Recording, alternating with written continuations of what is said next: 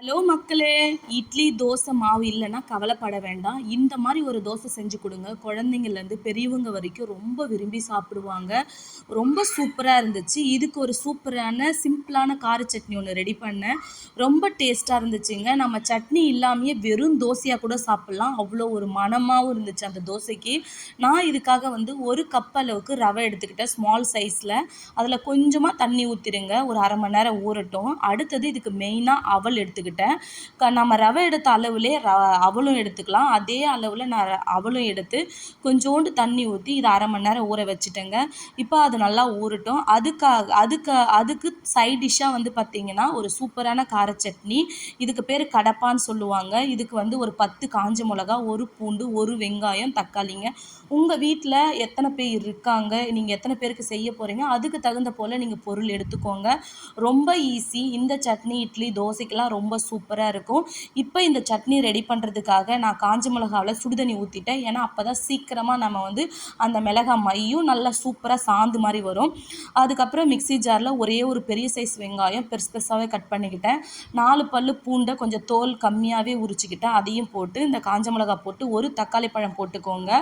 இது புளிப்புக்காக கொஞ்சோண்டு அந்த புளியில இருக்கிற தோல், டஸ்ட் எல்லாத்தையும் எடுத்துட்டு, ஒரே ஒரு சும்மா சின்ன சைஸ்ல கொஞ்சோண்டு புளி எடுத்துக்கங்க.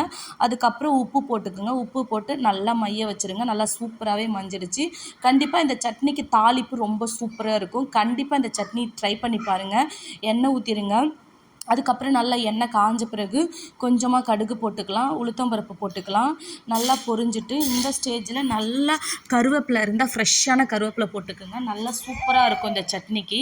கருவேப்பிலையும் நல்லா வதங்கிடுச்சு. அதுக்கப்புறம் இந்த சட்னி எடுத்து நல்லா ஊற்றிடுங்க. ஒரு 5 நிமிஷம் அந்த பச்சை வாடை போகிற அளவுக்கு நல்லா வதக்கிக்கிங்க. நல்லா ஒரு சூப்பரான சட்னி ரெடி ஆகிடும். பார்க்கும்போதே அவ்வளோ சூப்பராக இருக்குது இந்த சட்னி. இந்த சட்னிக்கு இந்த தோசை இப்போ இந்த ரவை அவலை வச்சு சுடுற தோசைக்கும் நல்லாயிருக்கும். நம்ம இட்லிக்கு சாப்பிட்டுக்கலாம். தோசைக்கு நல்லாயிருக்கும். ஒரு சூப்பரான காம்பினேஷனோட இந்த சட்னி ரெடி ஆகிடுச்சிங்க. ஸோ நீங்கள் என்ன மாதிரி சட்னியெல்லாம் ரெடி பண்ணுவீங்கன்னு எனக்கு முடிஞ்சால் கமெண்ட் பண்ணுங்கள். இப்போ ஒரு பக்கம் எனக்கு சட்னி ரெடி ஆயிடுச்சு. அடுத்தது நான் ஊற வச்சுக்கிற இந்த அவலையும் அதுக்கப்புறம் இந்த ரவையும் ஊறிட்டு ஓரளவுக்கு இப்போ வந்து ரவை நல்லா ஊறிடுச்சு போதுன்னா அதை வந்து நம்ம மிக்ஸி ஜாரில் சேர்த்துக்கலாம். தண்ணி எதுவுமே சேர்க்காதீங்க. தண்ணி சேர்க்காமையே இந்த தோசைக்கு ரெடி பண்ணுங்க. அடுத்தது அவல் போட்டுக்கோங்க. எனக்கு நிறையா வந்ததுனால ஊறதுனால நான் 2 டைமாக அரைச்சிக்கிட்டேன். அதுக்கப்புறம் இதுக்கு தேவை தயிர். நல்லா புளிச்ச தயிராக எடுத்துக்கோங்க. ஒருவேளை உங்ககிட்ட தயிர் வந்து புளிப்பு இல்லைன்னா கொஞ்சமாக லெமன் கூட புழிஞ்சுக்கோங்க. நல்லா சூப்பராக இருக்கும். இந்த மாதிரி மைய வச்சுக்கோங்க. அப்போ தான் நம்ம தோசை ஊற்றும் போது நல்லா சாஃப்டாகவும் இருக்கும், நல்லா சூப்பராகவும் இருக்கும். இப்போ மாவு எனக்கு நல்லாவே கிடச்சிடுச்சு. ஸோ இப்போ இந்த ஸ்டேஜில் நம்ம உப்பு போட்டுக்கலாம். உப்பு போட்டு நல்லா நம்ம கிளறி விட்டுக்கோங்க. நல்லா கலக்கி விட்டிங்கன்னா ஒரு சூப்பரான தோசை மாவு பக்குவத்திலே நமக்கு மாவு ரெடி ஆகிடுச்சிங்க. அப்படியே கலக்கும் போதே அந்த வாசனை நல்லா சூப்பராகவும் அருமையாகவும் இருந்துச்சு. இப்போ இந்த ஸ்டேஜில் நான் நான்ஸ்டிக் வச்சு தான் இந்த தோசை ஊற்ற போகிறேன். உங்களுக்கு எண்ணெய் தேவைப்பட்டால் நீங்கள் லைட்டாக மேலே போட்டுக்கோங்க.